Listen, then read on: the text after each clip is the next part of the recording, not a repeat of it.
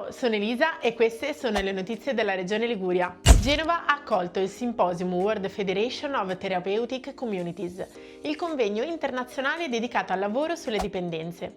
Oltre 200 professionisti provenienti dai 5 continenti intervengono a Palazzo Ducale fino al 20 maggio. Un nuovo sistema viario a servizio del territorio spezzino e della Liguria. È stata completata l'interconnessione A12-A15 che ha comportato un investimento da 40 milioni di euro e il casello di Ceparana potenziato con tutti i sistemi di pagamento. Le frecce tricolori sono tornate in Liguria. Ieri a Varazze è andato in scena l'Air Show con decine di migliaia di spettatori accorsi per assistere alle evoluzioni acrobatiche e ai colori della bandiera italiana che hanno conquistato il cielo di maggio. Via al Blue Design Summit, l'evento internazionale dedicato al design nautico e alla Blue Economy. Per 3 giornate il Teatro Civico della Spezia diventa il quartier generale di un confronto su innovazione, progettazione, sostenibilità e futuro del mare.